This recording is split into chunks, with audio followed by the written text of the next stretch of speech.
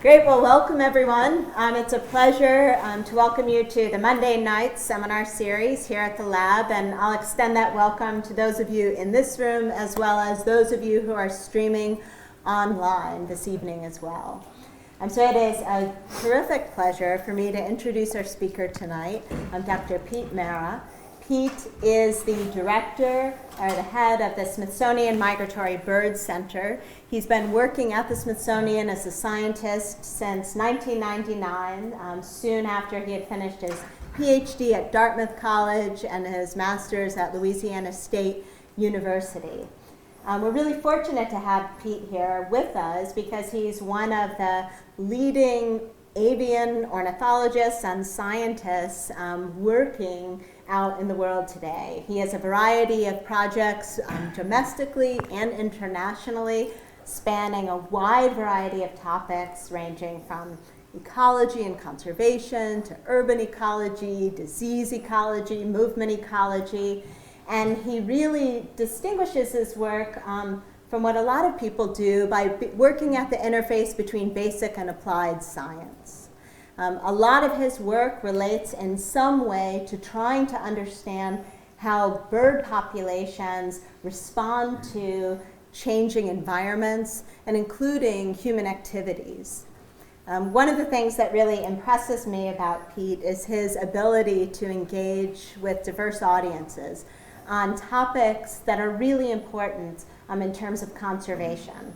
And so he'll be doing that with us here tonight, and this time related to the science surrounding one very topical and controversial issue, and that is how free-ranging cats can impact bird populations.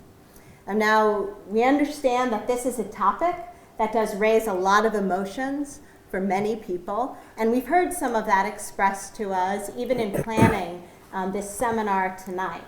So I want to make it clear that neither those of us here at the lab nor our speaker, Dr. Mara, are against cats.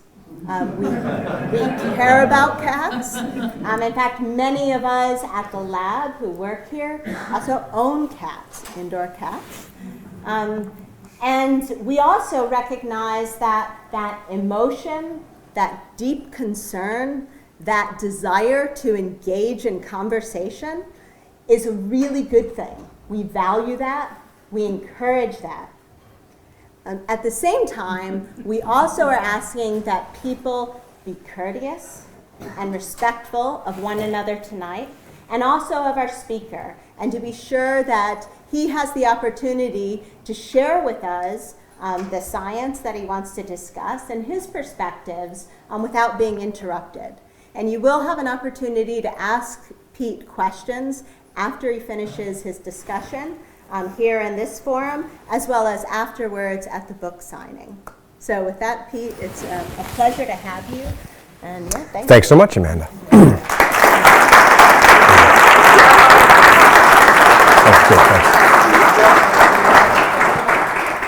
Well, I really appreciate you all coming out tonight, and everyone who's live streaming. I really appreciate you all tuning in. If you couldn't tell, there have been little disagreements about this issue a little bit since it came out, but I can't tell if it's been overshadowed by the election or not, but there's been a lot of controversy in the air over the last couple of months. But with that, let's talk about cats. Cats are quite the amazing creature. There's no getting around it. They are sort of the supreme pet in many, many ways. They exhibit all these incredible behaviors: chasing, pouncing, chasing balls of yarn. They do all sorts of neat things. Everything from stalking, and they chase laser pointers and feather toys. In many ways, they're still a wild animal. Yet they'll curl around your neck, they'll sleep on your lap, they'll rub against your leg. They do all these incredible things. They're this powerful, independent beast that you have in your home. Yet they'll come up and they'll purr in your neck, and they'll let you scratch their chin. I would argue that they probably are America's favorite pet. But cats are predators, and they reproduce almost like rabbits, 2 to 3 litters a year sometimes. And outside, and this is the point we'll talk about tonight, they can be incredibly destructive to wildlife, and to people, in fact. You see, cats, though, are doing really what just comes naturally to them. Cats are pets or pests, depending upon the situation we put them in. We've set this all up. We've sort of, in essence, because of our domestication of cats, we have domesticated them. We've set this situation up as humans. They're just doing what they should be doing, what comes naturally to them.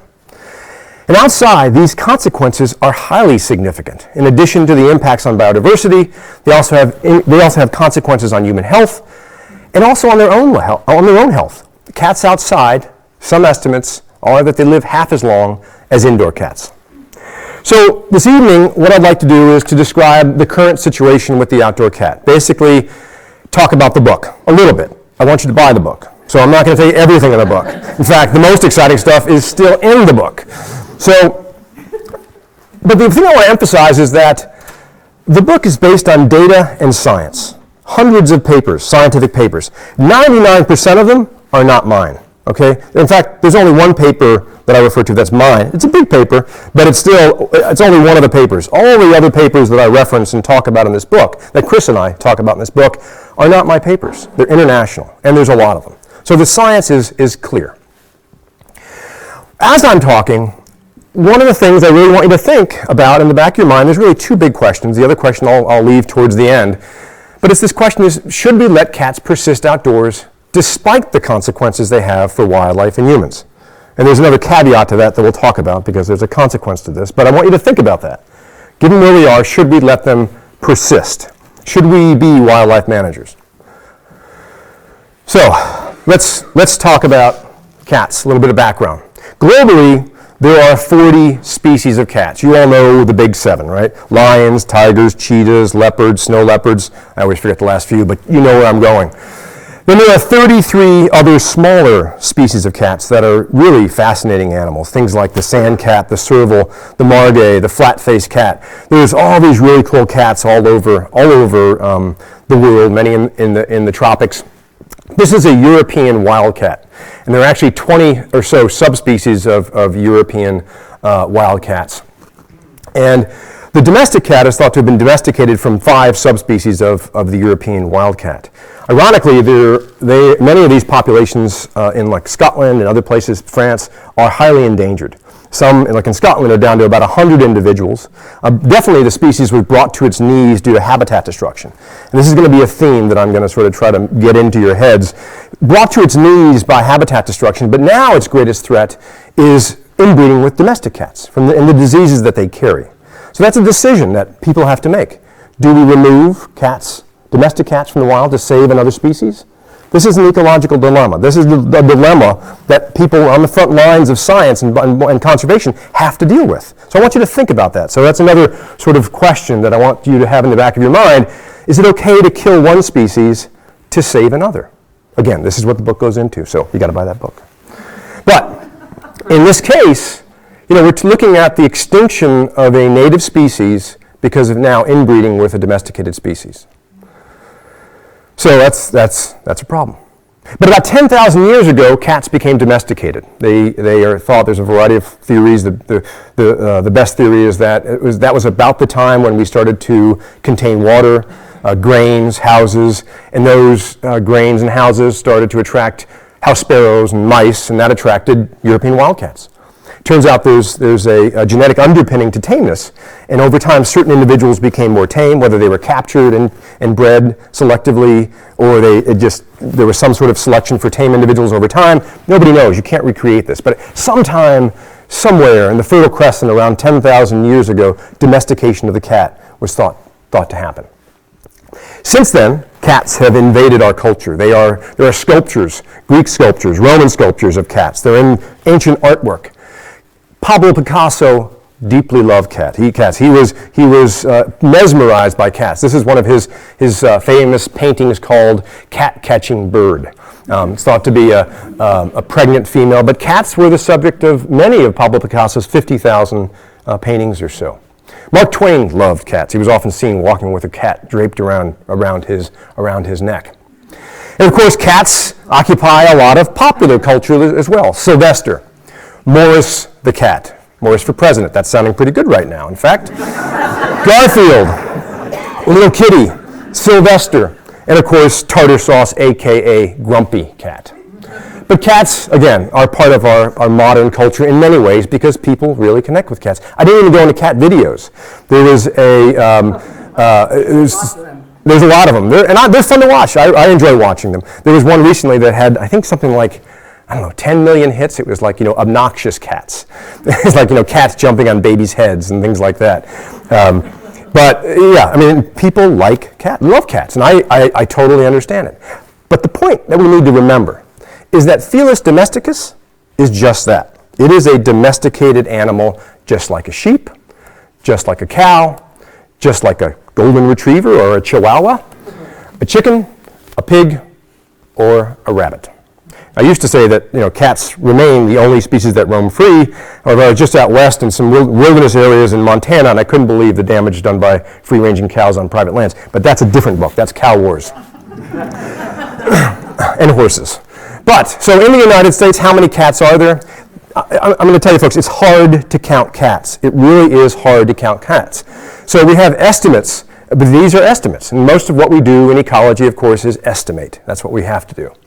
So we can get a pretty good estimate for the number of owned cats. And there are three categories of cats that I think of. I think of owned cats, I think of unowned cats that are inside, owned cats that are let outside. Then there are unowned cats that are outside 24/7. And then there are feral cats. Feral really means that it's an animal that has no dependence on humans whatsoever. We really do not have a good handle on the number of feral cats that we have in the United States at all. In places like Australia, feral cats are a real problem because there truly are lots of feral cats in the outback causing huge problems for many species. But let's not worry about feral cats this evening. Let's focus on owned cats and unowned cats. Those are the two categories we're going to focus on. So there are roughly 90 million owned cats, and estimates are that there are 66% of these go outside or so. That means that about 60 million outdoor owned cats that go outside. Some people have problems with these estimates. They think that the 90 million is actually an underestimate now. That actually this sample that was done by two independent veterinary groups did not sample low-income folks. And so they think that this is actually an underestimate. And there are also, some people think that the 66% that go outside is now an overestimate. So, we'll see. We're actually starting something called the Great Cat Count. And I'll tell you about that in a little bit.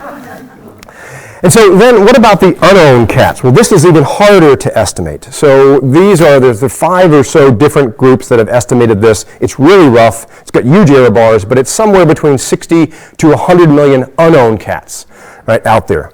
But in a lot of the work that we've done, we've used estimates as low as 30 million and up to 80 million. But these are just the estimates. Again, these are not my estimates. These are published estimates that are out there. And I do believe that there's a lot of error around this. So we're trying to figure this out. And there's a group of us, both veterinarians, cat advocates, and ecologists and scientists that are going to be setting up some pretty intense camera trapping in a variety of places to try to get a better handle on the number of cats that are out there, out in the world. So in general, there's somewhere between 80 to 160 million outdoor cats out there in the United States, that are out in the outdoors at some point, whether they're owned in outdoors or just outdoors. So with the rise of cats and cat culture and people loving cats, we also saw a really fascinating rise in love of birds in the early 1900s, thanks to, in large part, to the invention of the field guide by Roger Tory Peterson, somebody who I got to meet and got to bird watch a couple times with. I love bragging about that because it was a pretty amazing thing to be able to do. And in North America, the diversity of species, we have somewhere between 750 to 800 regularly occurring native species. Their diversity, their colors, their songs, they're just amazing. I think most people in this audience would agree. And the point I want to make is that these species matter. Birds matter, right? We have a commitment. We have a responsibility to preserve these native ecosystems. We just do. They do. Yes, these birds and these other wildlife serve really important ecosystem functions. But just in terms of our greater good, we don't want to lose these species. But unfortunately, species like the Canada warbler, cerulean warbler, brown thrasher, piping plovers, these species are disappearing right before our very eyes. That's reality. That is reality. Over the past 100 years, we've seen many species go extinct. The passenger pigeon wasn't the last one.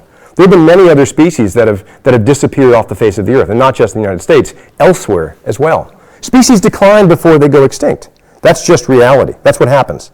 And now we're seeing up to 35% of the species in North America declining.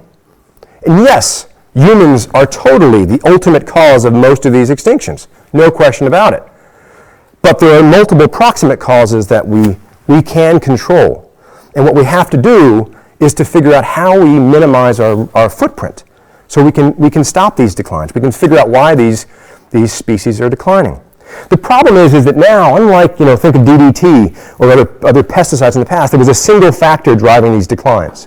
DDT, when you remove DDT from the equation, brown pelicans came back. Bald eagles are back. Could you imagine? I always tell this because it's hard to believe. Could you imagine trying to describe what a bald eagle was if we had lost the bald eagle? It's amazing to me. Every time I see a bald eagle, I stop in my tracks. I just hope I'm not driving over the Chesapeake Bay Bridge. But it's an amazing thing to see.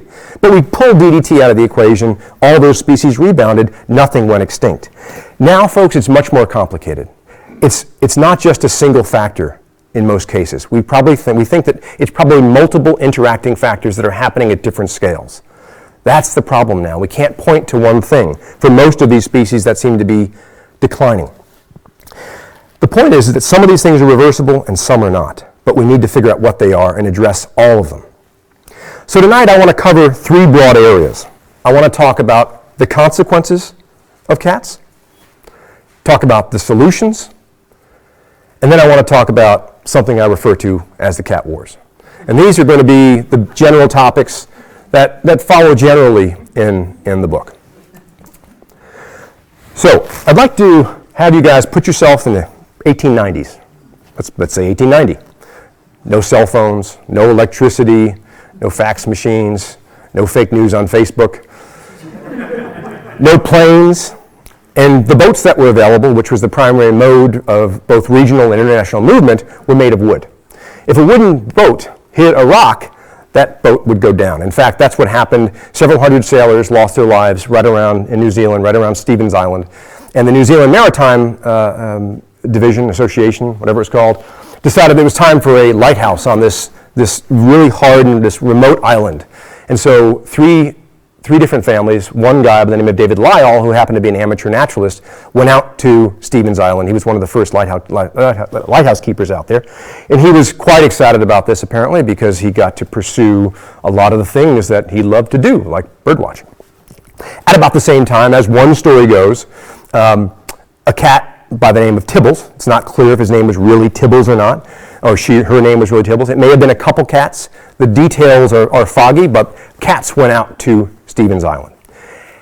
Soon, cats were bringing in dead animals to either David Lyall or other lighthouse keepers. And David Lyall, being an amateur ornithologist, was able to identify most, except for a series of 15 specimens that could not be identified. He eventually put up these specimens. And this turned out to be a new species. By the end of just 1 year, or a little over a year, there were no more Stevens Island wrens to be found on the island.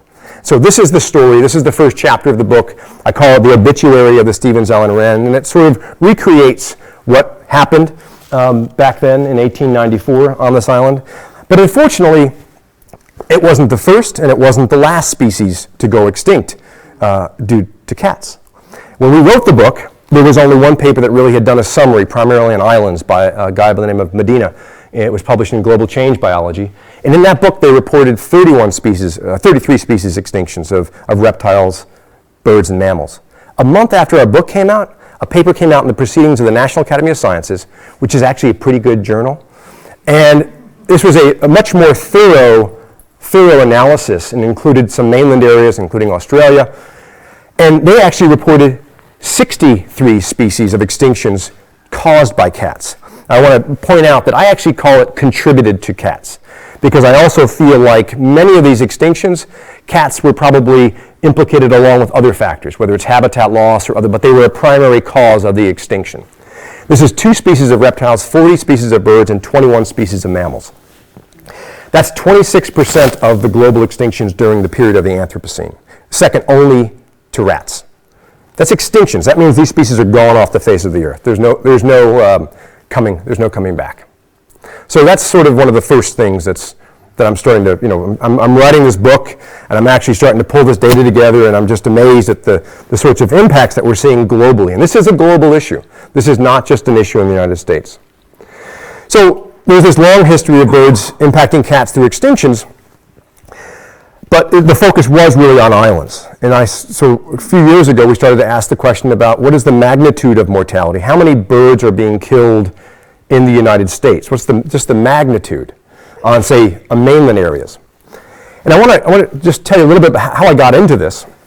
I don't have a vendetta against cats at all. I'm a population ecologist. That's one of the things that keeps me up at night. I really try to think about why populations go up, why they decline, what things influence the ability for an animal to survive or the ability of an animal to reproduce. What are those limiting factors that drive population size? And I like this a lot because it allows me to pursue fundamental ecology, but really in an applied sense, because understanding why species decline is really a fundamental biological problem as well as an important conservation problem. So I really enjoy doing that.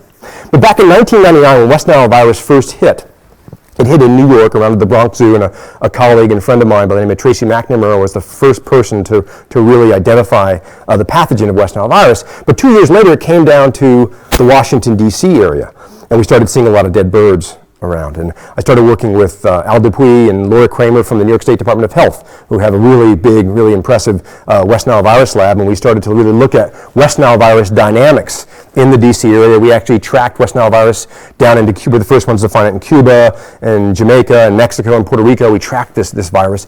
But as a population ecologist, I was also interested in understanding what the population impacts were of West Nile virus across the country on birds. So we started to do an analysis, did this with Shannon Ledoux, and we looked at not just the magnitude, but also the impacts of West Nile virus and published this in Nature. But I started to think about these impacts over larger spatial scales. And this led to thinking about other sorts of things, other impacts of other direct anthropogenic causes of birds over much larger spatial scales. That's a lot of what we try to do, is work locally and try to scale up our findings to bigger and bigger scales. So this again led to this larger study of direct anthropogenic bird mortality in the U.S. There hadn't been one since around 1970. And the one done in 1970 was really not based on a lot of rigorous science, and a lot had really come out. But this was really focusing on the magnitude, not the population impacts. So we weren't really bringing in the population impacts of this, like how much does a population get depressed by a particular thing. We're really looking at just the number of animals that died from a particular thing. And this led to this paper. I'm not going to go into all the details, but we decided to first look at the impacts of cats on birds in the United States. And we pulled together all the various sources, everything from the number of cats, number of owned cats that are let outside, the statistics I already showed you, the number of unowned cats that are let outside, and how many animals they kill, how many birds, how many reptiles, how many mammals, how many amphibians. And there have been a variety of studies that have sort of quantified this over time. How many of these cats actually, for owned cats, how many of their prey items do they really bring back? Because a lot of those data are based upon kills that are brought to your doorstep. And so how many things are the cats actually hiding? And so there's really good studies using video or cat cams that show you that cats actually bring back a third of what they kill. And so we basically built a model that allowed us to assess what the overall mortality was of birds across the United States. And we used really conservative estimates to get our lower number. But our median was 2.4 billion birds per year, and our range was 1.3 billion to 4 billion. That 1.3 billion, that low estimate, if that's what you want to believe, that's fine. I mean, I tend to be much more conservative. That's based upon 30 million cats in the U.S. That is the lowest number possible. That's a very low number of cats in the U.S., 30 million. And most estimates are around 60 to 100 million. To give you an idea of the level of conservatism that we use in this analysis. But we also estimated mammals, 12.3 billion. Cats obviously take a lot more mammals than they do birds. 478 million reptiles and 173 million amphibians. Cats are opportunistic predators. They don't always kill to eat. They're just following their instincts. So going back to this overall analysis, there's two things I want to point out to you in this graph. Prior to our study, the study in 1970, and what the literature had always been saying is that cats are not the greatest cause of direct anthropogenic mortality. It was buildings. And these were estimates from Canada and estimates in the US. Everyone thought it was buildings that were the primary driver. Well, at the same time we were doing our analyses, Canada was doing the same exact thing totally independently from us. And what's interesting here is that our analyses now show that cats are now by far, by almost 4 orders of magnitude, the largest cause of direct bird mortality in the United States relative to buildings and windows, which is now at about 599 million. In Canada, the same flip happened, doing different sorts of analyses. Cats are now the largest cause of direct bird mortality in Canada as well, which is also provides another level of validation in our mind of the importance or the magnitude of mortality of cats. But there's issues here. So we don't have species level information. This is just bird, generic bird. There's very little species level information available. This tells me that in terms of priority setting, I should be doing something to sort of think about this cat issue. Given the number of extinctions, given the magnitude of mortality here, there's some issue happening here that we need to be looking at in a much more significant way. So the bar that's been set for cats as to whether or not we really tolerate them on the environment or not is this idea that are cats having a population level impact? That is their impact additive or is it compensatory? That is, that can birds just respond and their population will go back up? And so I think that this is an incredibly difficult thing to quantify, especially when the population level impact that people want to see is across an entire species range, say something like the ovenbird. Are we seeing a decline across an entire species that's attributable to cats? The level of information that's required to get at that is impossible. We cannot look at and quantify all sources of mortality throughout the annual cycle for something like a migratory bird to really be able to assign this back to cats or buildings or pet. It's a very hard thing to do, and we just don't have the level of information to be able to do that. So frankly, it's the wrong bar to set. That being said, we can do local scale studies that look at population level impacts of cats. And there have been, not surprisingly, quite a few local scale studies looking at population level impacts of cats. One of my favorite studies is one by Kevin Crooks and Michael Soule that looks at cats and interactions with other wildlife in Southern California, in the San Diego area. And what Kevin and Michael did was they looked at a series of fragments that varied in size. This is a coyote with a cat, preying on a cat. Turns out coyotes really like cats. Not in the way that we like cats. And so they looked at a series of fragments that varied in size and were surrounded by a variety of houses where people actually had cats and let them outside. And what they found was that in the large fragments could support coyotes. The small fragments could not support coyotes. So in the large fragments where there were coyotes, there were no cats because the coyotes were eating the cats. And that was demonstrated really nicely by Kevin Crooks and Soule through looking at fecal analyses and a variety of things. In those larger fragments where the coyotes were eating the cats, bird populations went way up. Those bird populations were really high because they removed the coyotes and removed the mesopredators. In the smaller fragments where cat populations were really high, the bird populations were crashing. We're just totally crashing. And I'm just giving you sort of the back of the envelope description, but this is a paper that was actually published in Nature several years ago. It's a fantastic paper. Another study I'll mention, again, these are just two studies, comes from the UK. In the UK, of course, house sparrows are native. They've been experiencing a 60% decline over the last 30 or 40 years. And what's interesting in the UK is that there's a tremendous house cat issue, but they're mostly owned cats that are let outside. People just really feel like their cats, in order for them to have an enriched life, they need to be able to go outside regardless of what they do. Even there have been studies that have shown what an individual person's cat does, and they say, I don't care, I want my cat to go outside. So in this study, this was a study done in a small village in the UK where they tracked 70 cats and they quantified all prey items throughout the year that all these cats were brought in. They really did a wonderful job of tracking all mortality. And what they were able to say was that cats caused again, cats, non-native invasive species, were causing 30 to 50% of the mortality, direct predation on house sparrows, 30 to 50% of the mortality of that house sparrow population. And the population was declining. So the authors concluded, just like in the other study in Nature, that the mortality imposed by cats was indeed additive, and it was contributing to the overall decline of these species. So the evidence that free-ranging cats are having a significant impact on the number of wildlife species, that they're causing extinctions. The number of animals they're killing every year is quite significant, it's large, and they're clearly having population impacts at the local scale. This scales up to bigger scales, right? I mean, mainlands are not islands, but when you actually consider how much we've carved up the United States and other places of the earth, we've created artificial islands. And the impacts that happen in those things are island-like in many ways. So collectively, the impacts of cats on biodiversity, I think, is quite convincing. And as I was pulling all this information together, I just like shaking my head. It's like, I can't believe we're still in the situation now we're in with cats. But it doesn't stop there, unfortunately. There's more. This is a human eyeball, and that's a ocular toxoplasmosis scar. It's a human eye. It's just one of the things that's linked to Toxoplasma gondii. Let me explain. So Toxoplasma gondii is a fascinating manipulative pathogen. It's a protozoan pathogen.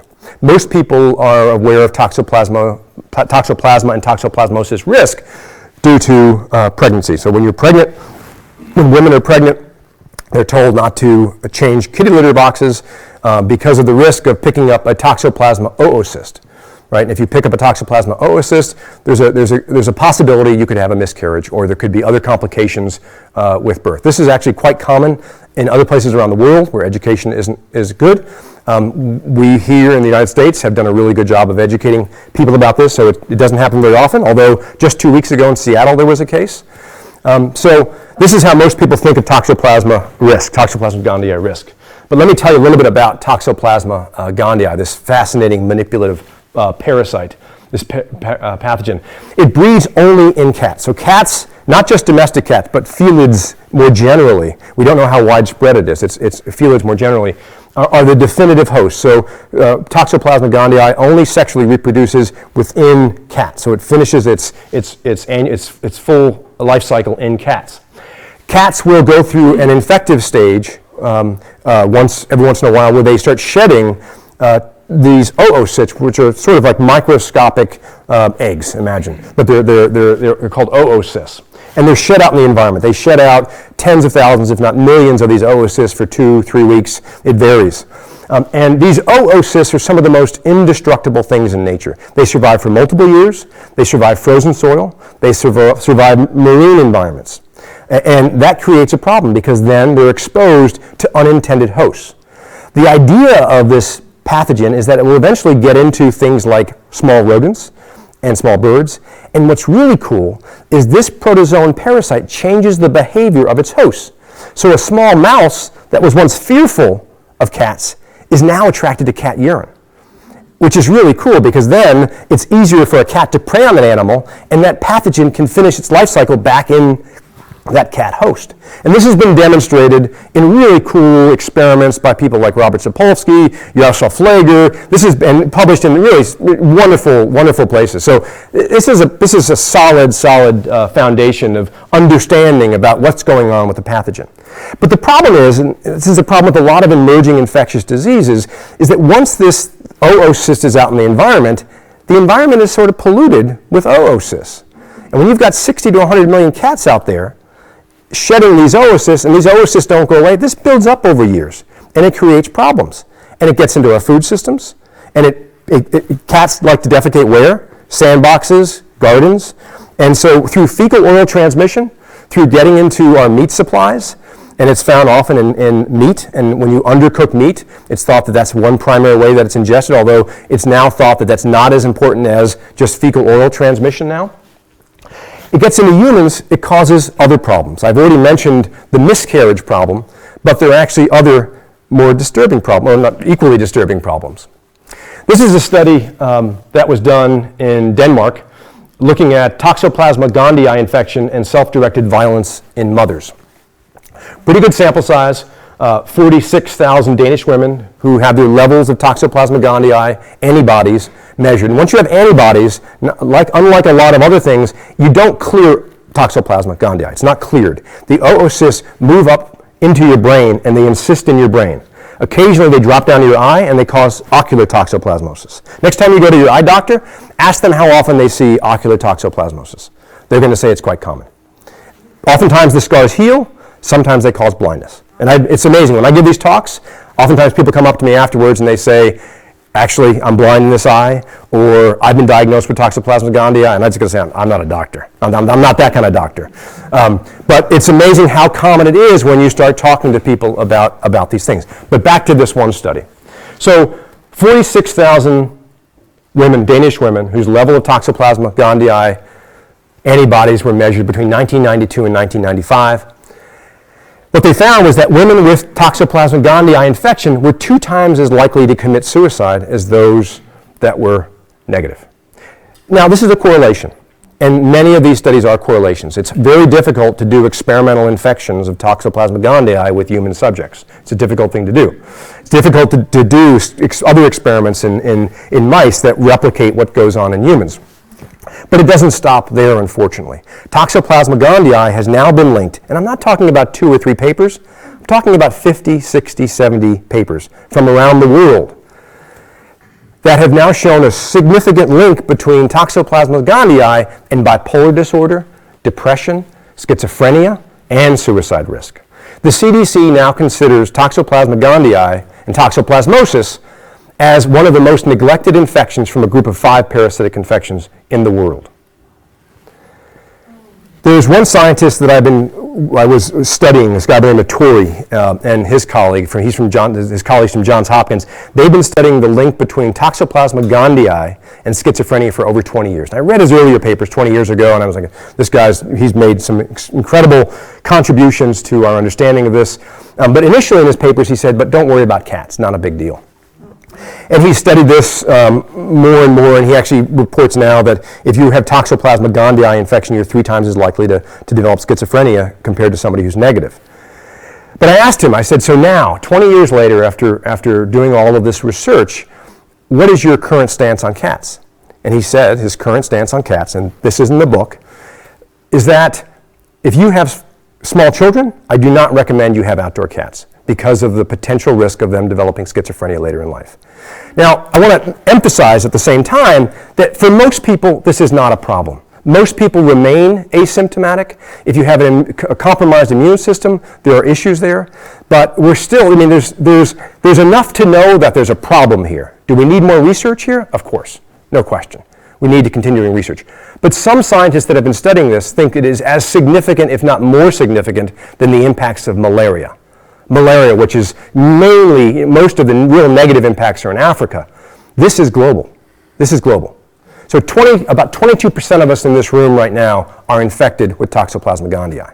About 1/3 of the world's population is infected with Toxoplasma gondii. It doesn't stop there, unfortunately, because, as I mentioned, the environment is polluted with Toxoplasma gondii. And so there have been wonderful studies, but depressing results, of showing that sea otters, for example, in California, most of the mortality is due to toxoplasmosis infection.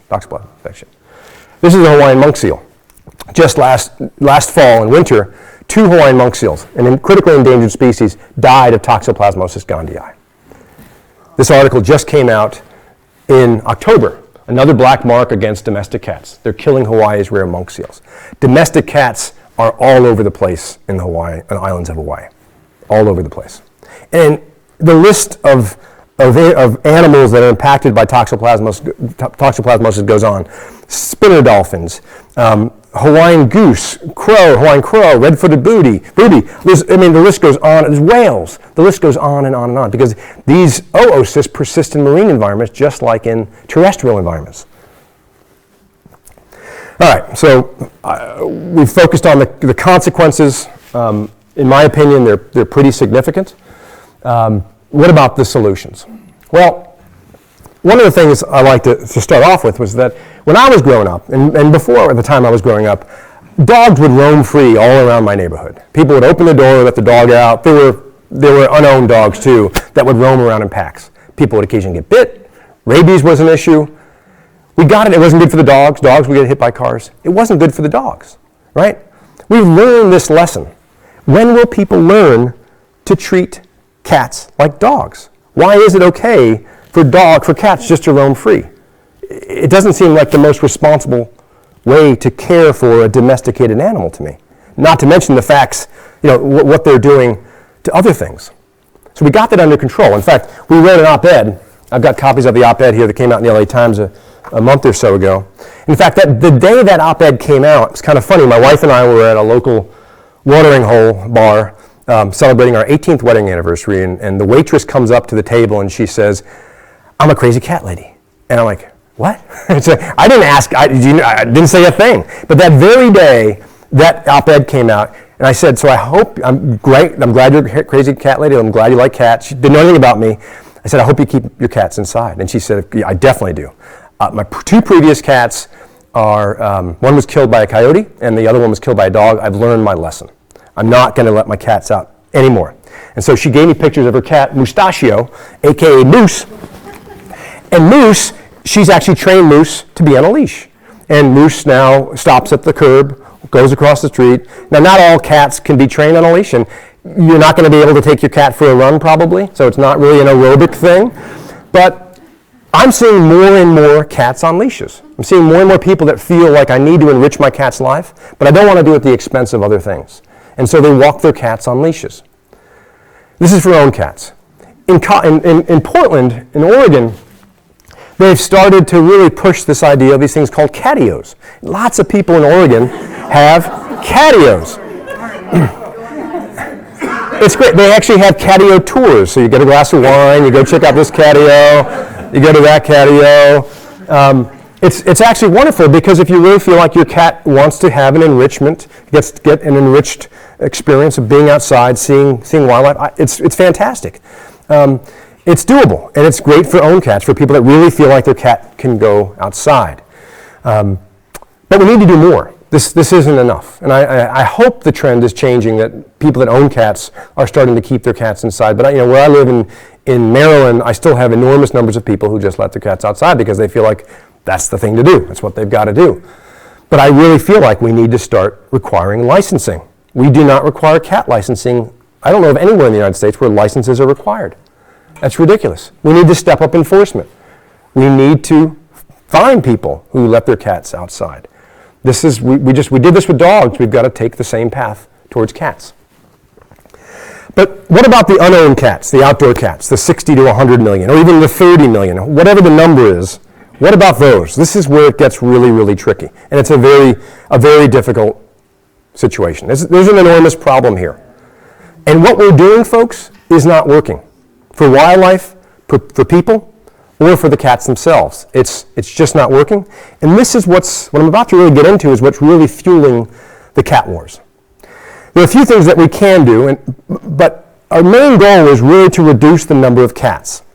And the first two things that I'll emphasize is something that most groups on both sides of the warring parties agree upon. The first is spaying and neutering as many cats as possible. And there's enormous numbers of really, really dedicated people out there that are vets and other dedicated, almost citizen scientists, volunteers that spend enormous amounts of time capturing cats, neutering cats, spaying cats, vets that take their weekends and devote enormous amounts of resources towards getting as many animals spayed as possible and neutered as possible. And that's fantastic. But unfortunately, it's not enough, and I'll explain why in just a little. We have to keep doing it, and I think most owned cats are now spayed and neutered almost immediately, but it's these unowned cats that are the problem. The second big problem is stopping pet abandonment. Most people think, pet abandonment? Really? Who would just abandon an animal? Well, you'd be amazed at how many people abandon animals. When I've given these talks around the country in the past few months, people that are TNR colony caretakers come up to me afterwards, or they'll ask me questions from the audience and say, "You're right." I mean, it's amazing how many people dump their cats. We don't value cats like we value dogs. If you're outside and you see a cat roaming around, you're not likely to do anything. You'll probably think about it, maybe think of what it's doing or whatever. But if you see a dog, you're going to do a second glance. You're going to think, wow. You might even, stop and change your plans to catch that dog and see if it needs help. We don't do that with cats. We don't value cats. But we need to do more to sort of solve this problem of pet abandonment. It happens at university campuses, happens at military bases, happens all over the place. It really does. But we need billboards. It's a marketing problem in many ways, but it's also an enforcement problem. So the one approach that has been aggressively promoted for at least the last 30, 40, or not 50 years is something called trap, neuter, and return. And the idea behind trap, neuter, and return is that you trap the cats, you neuter the cats, so you stop reproduction, and you put them back out, and you feed them there. And you have somebody that feeds them in a colony setting. And by neutering them, spaying and neutering them, and putting them back out, ultimately that colony of cats will go extinct. It'll go away because they can't reproduce, and they'll die of so-called natural causes. The problem is, and there's several problems with this whole idea, is that when you look at the data out there to see how many of these cat colonies actually go extinct, there's weak empirical support. There really is not a lot of support that this works. I'm going to show you and walk you through one of the primary examples of a study that is supposedly a positive example of where it works. It's an 11-year study. All right, so cats are on the landscape in this area for 11 years. The colony started with 155 cats, and the study went from 1991 to 2002. And so, if you couldn't tell, already the fact that the cats are out there for 11 years bothers me, right? So you're leaving the cats out there, that's an issue. 73 were immediately adopted, which is fantastic. That's 47% were immediately adopted, but that's not a test of trap, neuter, return. That's a test of trap, neuter, adopt. And that's very successful, but that's not a test of TNR. 17 were immediately euthanized. That's because they were diseased, or they may have had HIV or whatever it was. They were euthanized, which was definitely a great thing to do, important thing to do.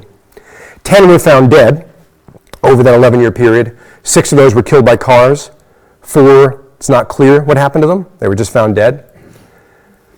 32 were lost. 32 disappeared. They could have gone and established colonies elsewhere. Who knows what they did? Again, 32 were lost. I don't know what that means. 23 remained after 11 years. This is not a success story to me, but this is held up as a success story in the TNR world. I would also argue it's inhumane to leave cats outside. Cats, when they're outside, don't really know how to avoid cars, avoid predators like coyotes. In fact, many people, including People for the Ethical Treatment of Animals, PETA, a group that I don't normally associate myself with, is fully behind what I'm arguing for here. They are totally against TNR because of these horrible pictures on the screen. But this is reality. Just this week, how many people saw the red-tailed hawk with the cat in its claws?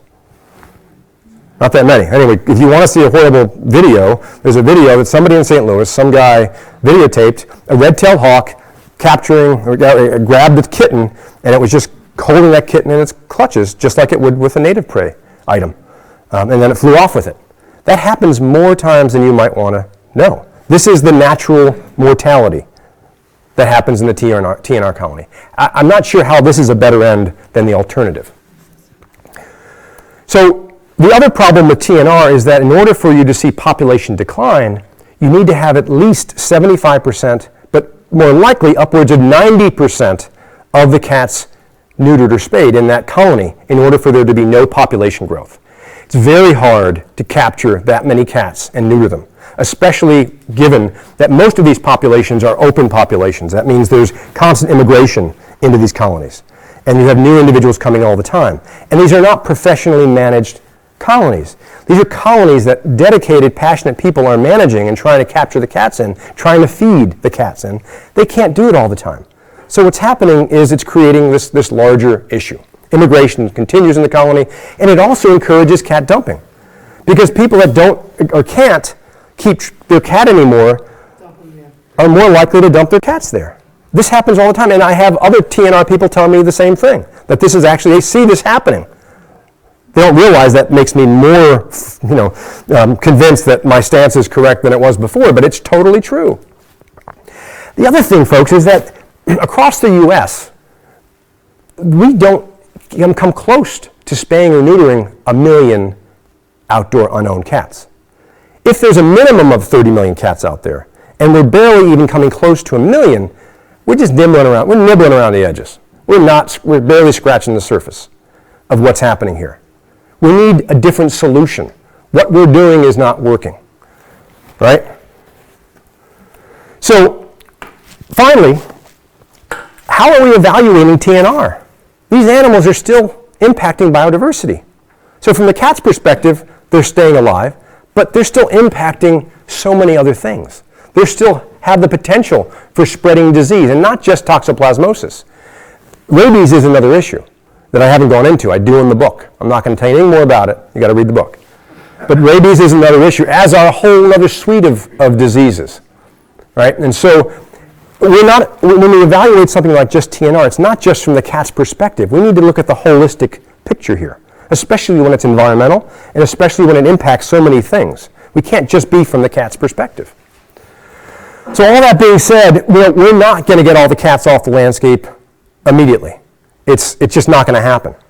So in my opinion, and as I describe in the book, we really need to focus initially on high priority areas. I would argue that TNR colonies, despite what I've just told you, TNR colonies in low priority areas, low conservation areas, areas of low risk of disease transmission might have to persist. But if they do, we need to manage them properly. If we're going to allow them to persist, they need to be managed properly. Those animals need to be collared, they need to be microchipped, they need to be, their numbers need to be measured properly, they need to be sterilized and vaccinated regularly. Oftentimes they are when they're first spayed and neutered, but they often need to get boosters in order for those vaccinations to actually be effective. It can't just be neutering the cat and putting them out less than 24 hours back in the wild. That's not a good thing. If we're going to do it, we've got to do it properly. That's not what's currently happening. So what we really need to figure out is, where are these cat colonies that overlap with high priority biodiversity areas, or areas where disease transmission is a problem, like elementary schools, for example, which actually is quite common. It happens. I'm not sure it's quite common, but there's lots of situations where TNR colonies are placed at elementary schools, which is a big issue. And so in high priority, all of Hawaii, for example, every state has high priority conservation areas where cats exist. Jones Beach, Cape May, New Jersey, Key Largo, Key West, Florida, Hawaii, every state has these areas where there are also TNR colonies, and it's a battle. There are wars in each of these situations with the desire to allow these cats to persist in these situations. We can't. There has to be, in my opinion, there has to be zero tolerance. And what does that mean? Well, we have to deal with these situations as humanely as possible. Like we showed in that study earlier, if we can capture them and adopt as many of these cats out as possible, that's fantastic. But unfortunately, when these cats are in the wild for any length of time, it's very hard to get them to the point where they can actually be put into a home again. They are wild. They cannot be put into a home. It's a problem.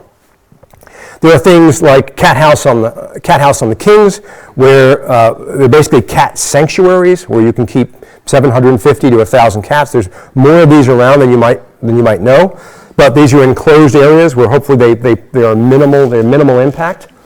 But again, with 30 to 60 to 100 million cats out there, if we were to do that with all the cats, we'd have to fence in the entire state of Rhode Island, and I don't know about you, but I don't think the good people of Rhode Island would be willing to sort of give up their fair state for a lot of cats. And I guess I could make a Trump wall joke, but I won't. That leaves us with one alternative, that we really need to address this problem with the sad reality of euthanasia. And sometimes there's really no better solution than euthanasia. It happens all the time right now in the US with cats, probably not to the degree it needs to, obviously, and we're not suggesting this for all cats. I'm not suggesting that we eradicate all cats across the United States, not doing that at all. But in terms of re-abandoning cats out into the environment, putting them back out in the environment, a lot of vets would argue euthanasia is definitely a better alternative than putting these cats back out into the environment. Some vets would not, but a lot of vets that I know, and I work at the National Zoo, And I work with vets all the time that are faced with this question of euthanasia all the time.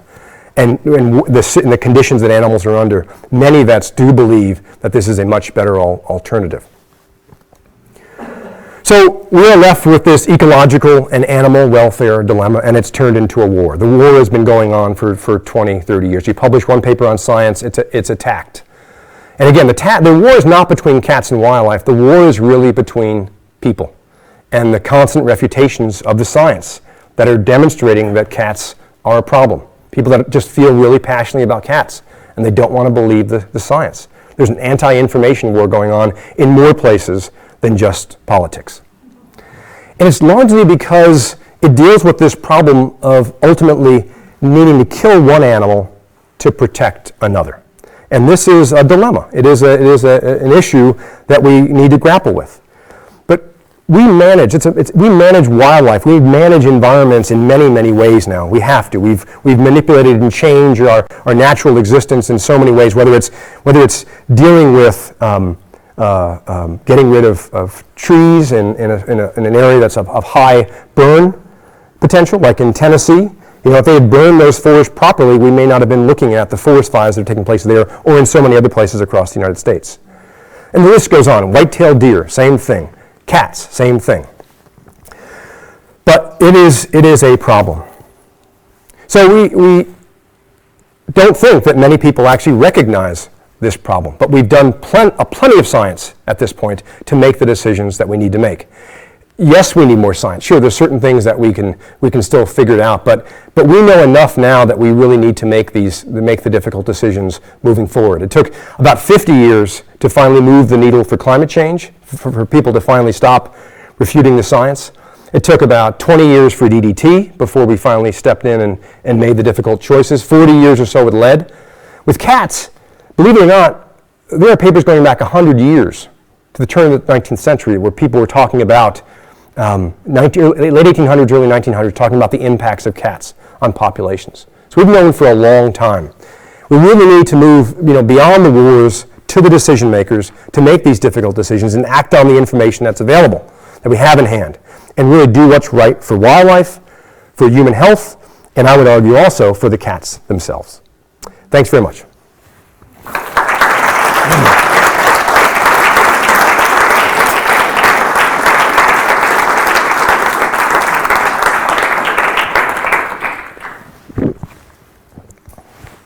Any questions? One of the questions I had at the very beginning, you said there's a certain amount of wild cats. How do you tell the difference between a wild cat and a cat that's feral, Yeah, so the question... Oh, you're going to repeat it. Yeah, you're welcome to. The question was, how do you tell the difference between, in outdoor cats, a wild cat and a feral cat? And so the main difference is that a feral cat has no dependence on humans whatsoever. So if you're out in a wilderness area and all of a sudden you see a cat running by, or that picture of that cat I had in Panama, actually, in this really remote area forest, that's truly a feral cat. Outdoor cats that are unowned can be wild cats. They may not acclimate at all to humans. If you ever walk by You said there was a certain amount of wild cats they were never domesticated. Or all cats been domesticated. So all domestic cats have been domesticated. There are European wild cats that are native species. That's what I meant. Oh, I see. How would you tell the difference between a native species of wild cat and a feral cat? So there are morphological things in the body types of those cats that are very different, and then genetically they're quite different as well. Yeah. But they can interbreed. Apparently. I don't know how viable their young are, but they do try to interbreed, and it causes problems. In some cases, actually, they do have viable young. We don't have any of these No. wild cats No. in the United States. No, there are no wild cats in the United States. We have feral cats only. That's right. Domesticated cats. Yeah, question in the back. Could you comment on what's going on in Australia at the moment with feral cats? Yeah. Outdoor cats? Yeah, so the comment was, could you comment on what's going on in Australia with outdoor wildcats? So the Minister of the Environment, or I'm not sure the exact title, last year was convinced by the data and said we need to do a cat cull. And so they've set a goal of euthanizing 2 million cats in various wild places throughout Australia because of the impacts that these cats are having on some pretty remarkable species. The consequences there are, they're causing extinctions. They have caused extinctions, and they're continuing to threaten enormous numbers of other small mammals and birds in Australia. So and New Zealand is saying the same thing. And they're both saying, by 2050, I think New Zealand said, we're going to be getting rid of all cats. Australia, I forget the year that they gave, but they're saying the same thing. No cats. The other places have recognized this problem, and they've moved beyond this. And there was a backlash there. Celebrities came out against that call, but the Australia government has really stuck to it, and they're continuing to pursue that. Yeah. Sometimes it seems as though when we address one problem, let's say overpopulation of cats, Yeah. another population that the cats have control, let's say rats, Sure. rises. How do you balance that? Yeah, this is a very good question. The question is when you get rid of the cats, what's going to happen with the rodents, for example? Is there going to be a response, and the rodent population is going to increase? And this is a common question. We can't control one problem with another problem, so that's the other way to look at this, right? So we can't use cats as a form of biocontrol. The way we need to deal with rodents is by controlling the sources of food and the sources of water, and with rodenticides. The cats actually don't kill that many non-native species. We've looked at the diet. They do kill some rats. But what happens usually is that rodents, like Norway rats, smell the cats and get their pheromones, and they disperse. It's not direct mortality. There is some direct mortality, but a lot of it is just dispersal. So you're pushing these rodents out into other areas. Many of the other mammals that you're referring to are actually native species. And so those native species need to be protected. So I actually am a big proponent of keeping a lot of those rodents, even though they may be pests. They need to be managed in your house in other ways, not by letting cats outside. Yeah. I have a question about how you proposed that we pay for the euthanasia. I worked for the Tompkins County SPCA 30 years ago. Yeah. And we euthanized cats.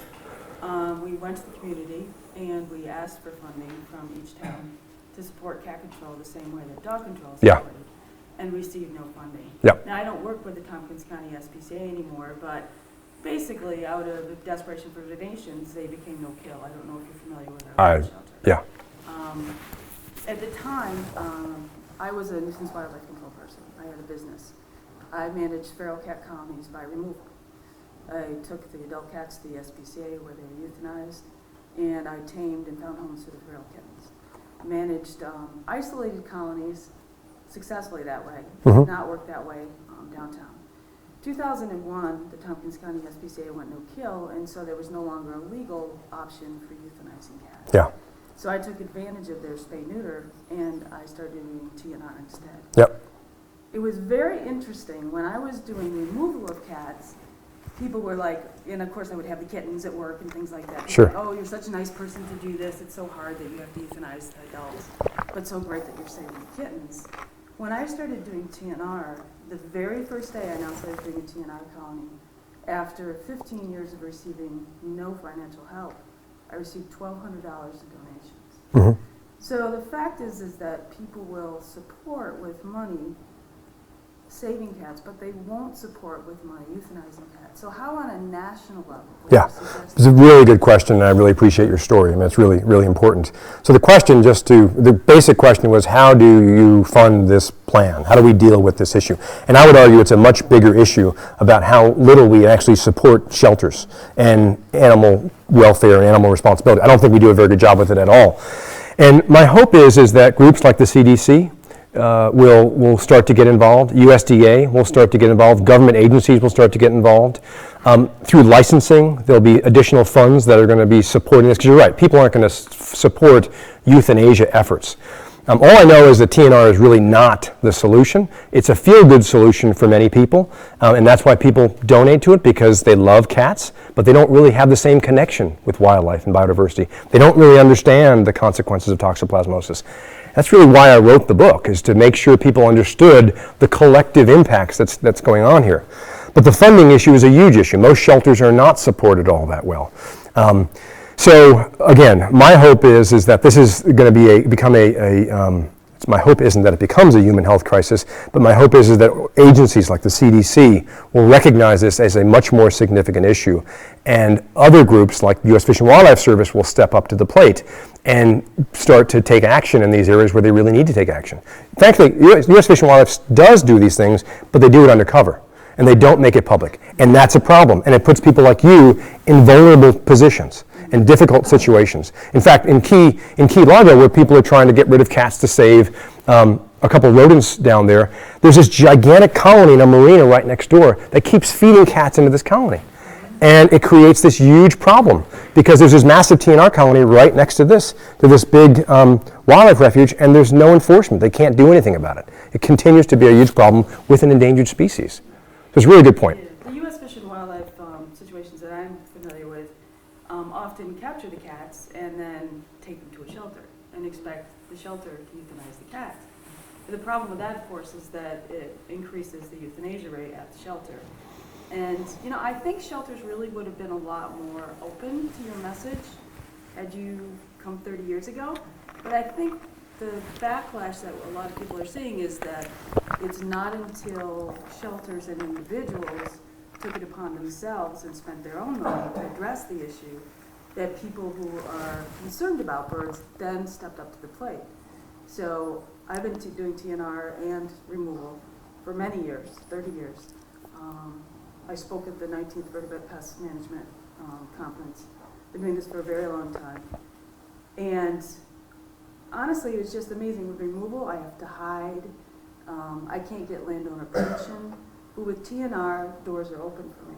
So my second question would be, how do you expect to get access to private property where the majority of cats are? I mean, certainly there are public lands and places where there's endangered species, but the majority of cats are on private property. So the question is, and then I got to go to somebody else. The question is how do you get access to private property to get the cats where the majority of cats are?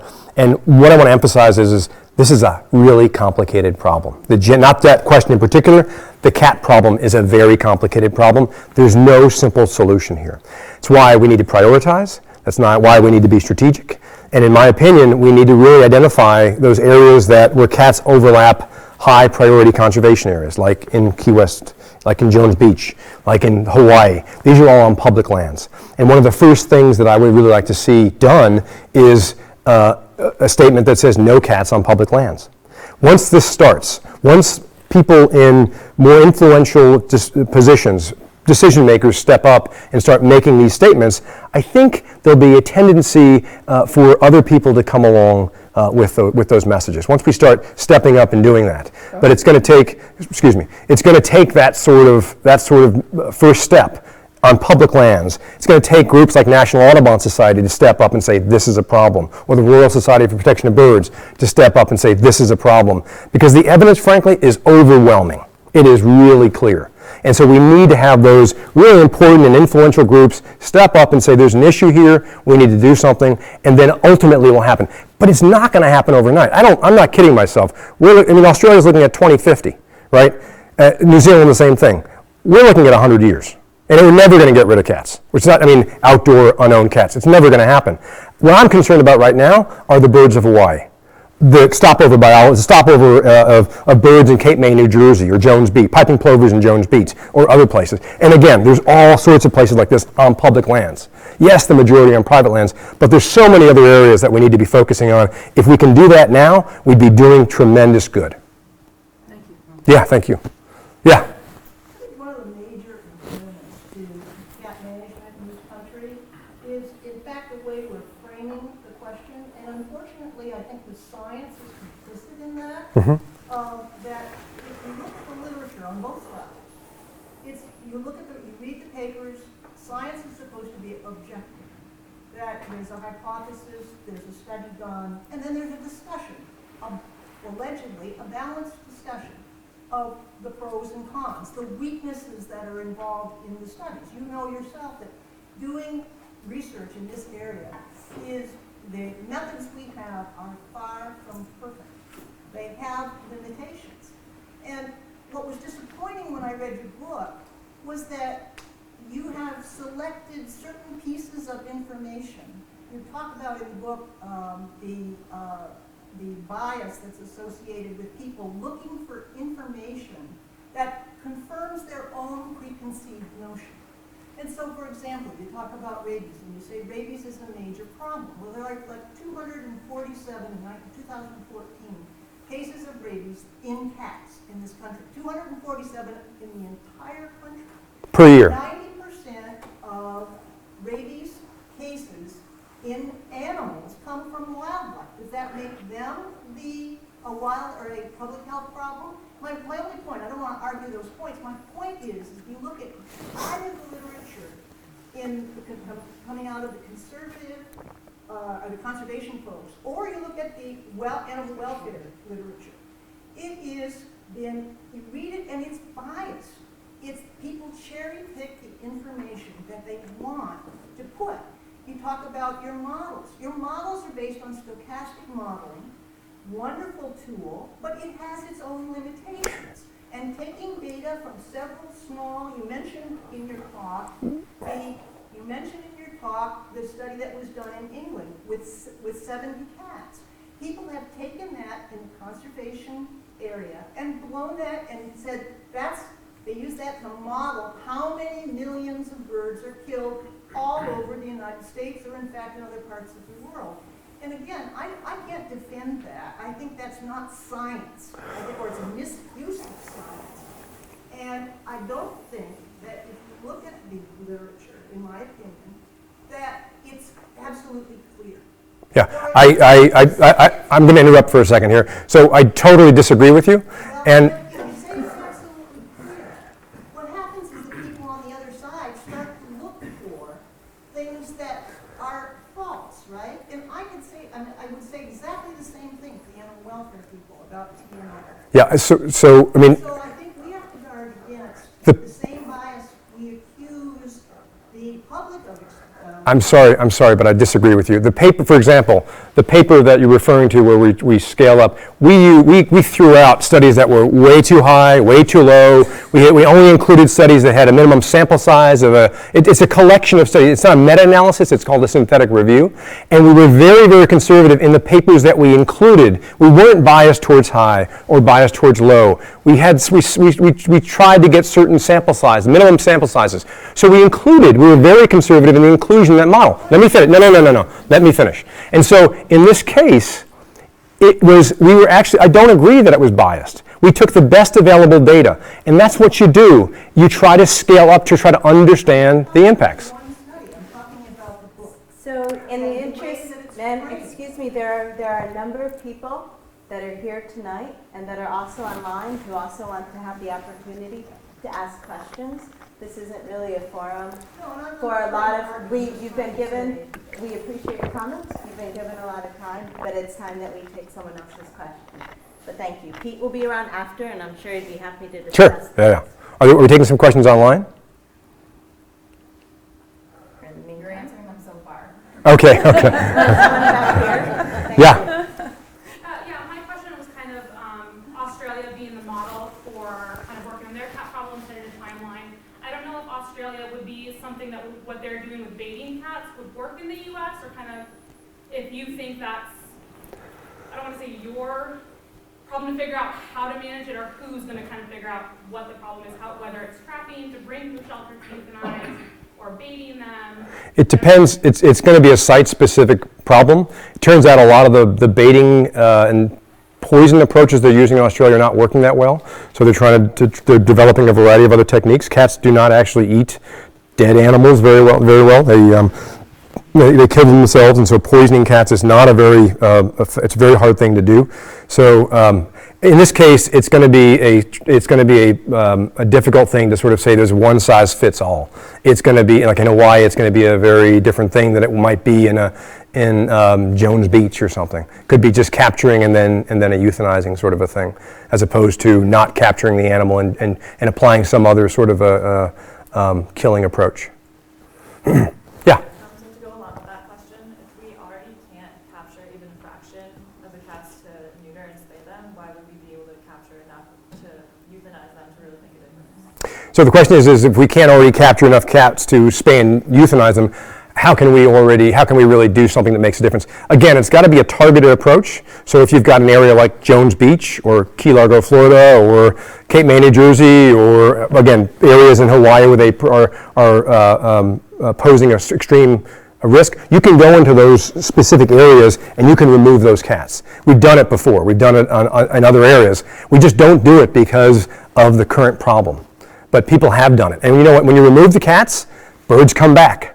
And so, they really are having an impact. The evidence is really clear. And birds come back when you remove the threat. That's the exciting news here. And it's the reason I'm optimistic, is that nature is resilient. And we can solve these problems. And the cat problem should be the low-hanging fruit. Yeah. Hi, so I am a veterinarian, and my reaction to this is a very personal one. Veterinarians, I don't know if you know this, but like people who are infected with chocolate diseases are 4 times more likely to kill themselves than other people. Yeah. And so when you suggest that euthanasia is the solution here, I worry very much, because people who are involved with a lot of euthanasia, especially veterinarians and veterinary technicians, get something that we call compassion fatigue. And I don't know if you're familiar with that. I am, yeah. I worry very much about, and I'm also a bird watcher, so I very much agree with everything you're saying about the conservation side of it. But I worry very much about myself and my colleagues being asked to be the ones to euthanize all of the cats. I was wondering, yeah. what you had in mind?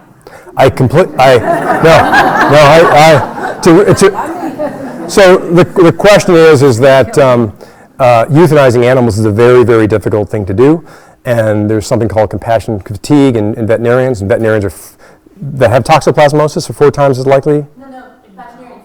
Period. I'm 4 times likely more commit suicide. Yeah, and so who is going to do the euthanizing? I agree entirely. This is a problem. I don't have solutions to everything here. And I'm not sure it's just veterinarians that are going to be doing the euthanizing. It can be wildlife control officers. It can be a variety of things. I'm not sure we've worked out this situation. All I know is we've got a problem. We've got a problem, and we've got to figure it out. And I don't have all the answers. And there may be some veterinarians that are just not going to do the euthanizing. And there's some that may. There's some wildlife managers that may be willing to do this, and some that are not. And we need to figure that out. People that don't want that job don't get that job. But we can't just close our eyes and let this persist. That's the point. And as a group, we need to figure out how to solve that problem. And so again, I don't have all the solutions. I totally hear you, and I totally agree. I work with a lot of veterinarians. I really do. And I talk about this issue from a variety of perspectives. And for the most part, they're in agreement with the ones I talk to. So I do know some that are not, but most are. One more question. Yeah. Is anything being done in the area of laws?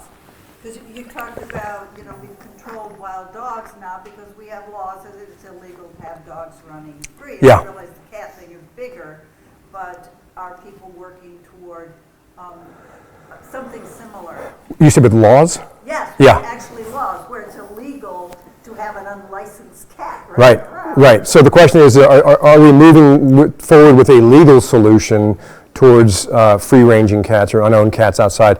And right now, no. There are towns that have these things, but because of the lack of funding for most of the shelters that are out there, and we just don't have dog catchers like we used to in the form of cat catchers. We don't have the same effort that's being put into this issue, and so. The legal means are actually going the other direction to try to legalize TNR, to try to get state funding for TNR, to make it legal in particular states or particular cities or other municipalities, to make that legal so those animals are protected. And it's not really, we're not being really successful in trying to enforce like leash laws or licensing of cats yet. But I'm actually going to be giving a talk at the Department of Justice in the next month or so to a lot of the people that think about this issue, to move this forward at a federal level. Well, thank you. And thank you, Pete, for your talk, and thank you to the audience and to the viewers online. And I really appreciate people, I think we all do, of sharing the different concerns, because I think whatever side of the issue or whatever perspectives people bring, we can all see it's coming from a place of genuine concern that people have. And it's been really useful tonight to hear different kinds of concern. You know, we're not going to be able to address the issue unless we really understand everyone's perspective. So thanks for sharing your thoughts and your questions. Pete's going to be here afterwards, so you can talk with him. Signing books. Going back, signing books. You can purchase the book. And thank you again for coming. Thanks, Pete. Yeah. There's also copies of this op-ed if you'd like some.